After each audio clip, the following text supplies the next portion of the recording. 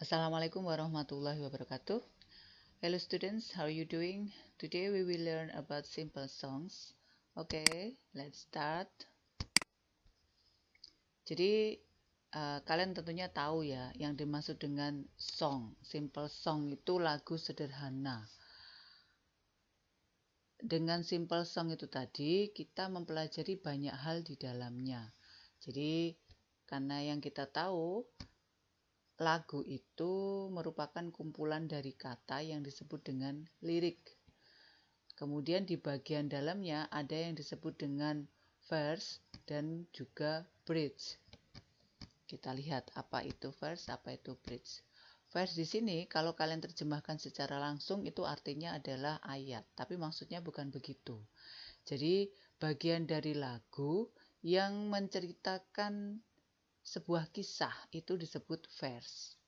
Di dalamnya ada yang disebut refrain atau bagian yang sering kita ulang-ulang saat kita menyanyi. Itu ada kan bagian yang disebut dengan ref, biasanya terus ref atau refrain. Kemudian ada lagi bagian yang disebut dengan bridge. Bridge ini biasanya menghubungkan antara lirik dengan bagian yang disebut dengan refrain yang sering diulang-ulang itu tadi. Nah, bagian yang ini bisa kita skip aja ya. Titik fokusnya dalam simple song itu sebetulnya adalah social function-nya.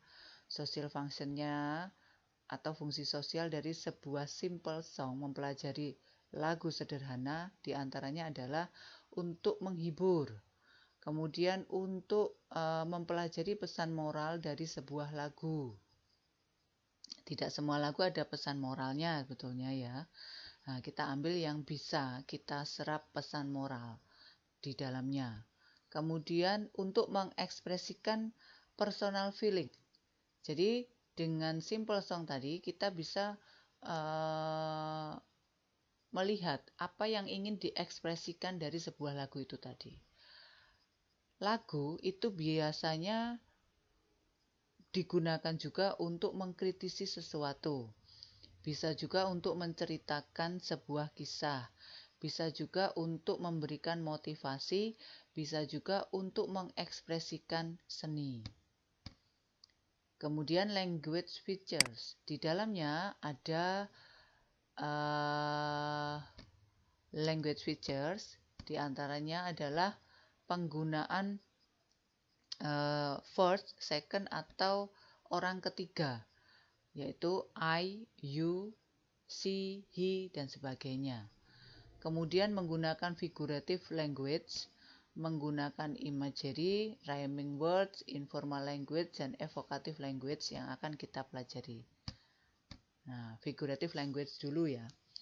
Ada beberapa yang biasanya muncul dari lagu, di antaranya adalah yang disebut dengan metafor.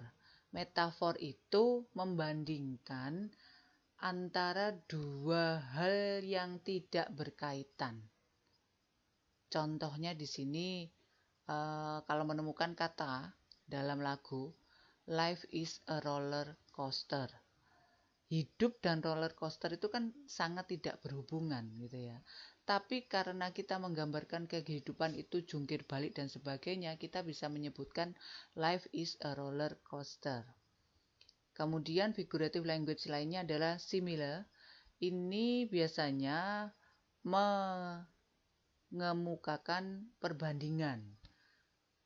Biasanya dibentuk dengan menggunakan kata like atau as di antara dua hal yang jelas-jelas tidak sama.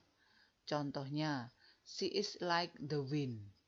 Dia seperti angin.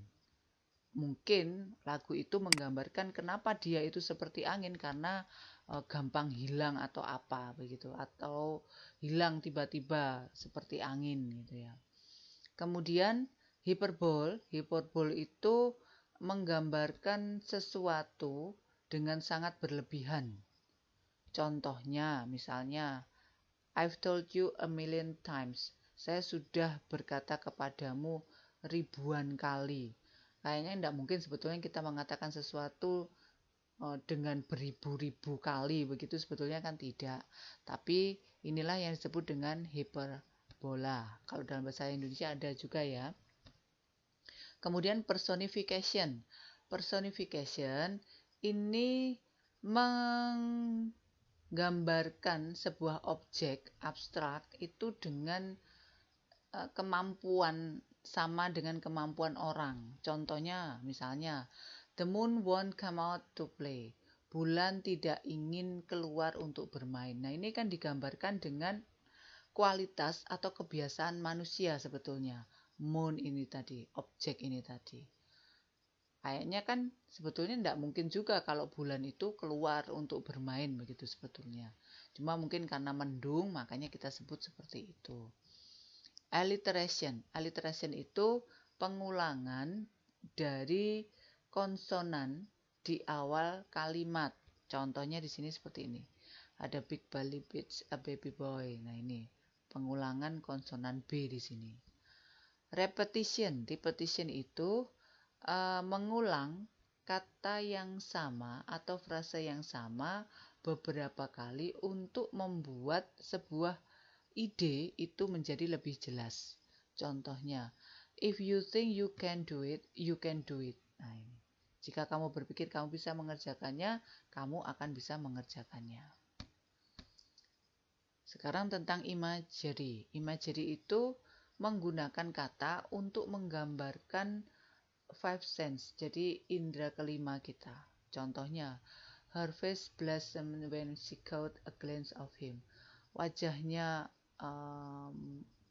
merekah atau bagaimana ya, seperti bunga begitu ya, saat dia melihat atau menangkap bayangannya. Bayangannya di sini adalah sosok laki-laki, entah laki-laki itu mungkin ayahnya atau apa begitu, jadi dia sudah langsung merona dan sebagainya. Rhyming words itu linguistic style yang berdasarkan pada konsonan atau persamaan satu atau lebih suku kata dari kata yang atau lirik yang ada di dalam sebuah lagu, biasanya di akhir. Kamu mungkin pernah dengar lagu kayak begini ya, a girl like you, yeah yeah yeah like you. Nah, ini seperti ini. Ini pengulangan, ini namanya rhyming words sebetulnya. Kemudian informal language. Kalau informal language, kadang-kadang di dalam sebuah lagu kita menemukan bahasa yang non formal. Biasanya cenderung kepada slang kalau kita bilang ya, sangat tidak formal. Contohnya ada kata gonna. Gonna itu go to sebetulnya begitu. Wanna itu want to. Kalau ain itu is not sebetulnya. Nah, ini biasanya muncul dalam lagu. Kemudian evocative language. Language yang mengkreasikan respon yang kuat dari sebuah perasaan. Misalnya begini. How do I know what I think until I see what I say? Nah, bagaimana saya tahu apa yang saya pikirkan sampai aku melihat apa yang aku ucapkan. Nah, ini kan sebetulnya sangat-sangat memunculkan respon yang kuat atau rasa yang kuat dari apa yang ingin dia ungkapkan atau seseorang ingin ungkapkan. Oke? Seperti ini yang bisa saya jelaskan, kurang lebihnya mohon maaf. Wassalamualaikum warahmatullahi wabarakatuh.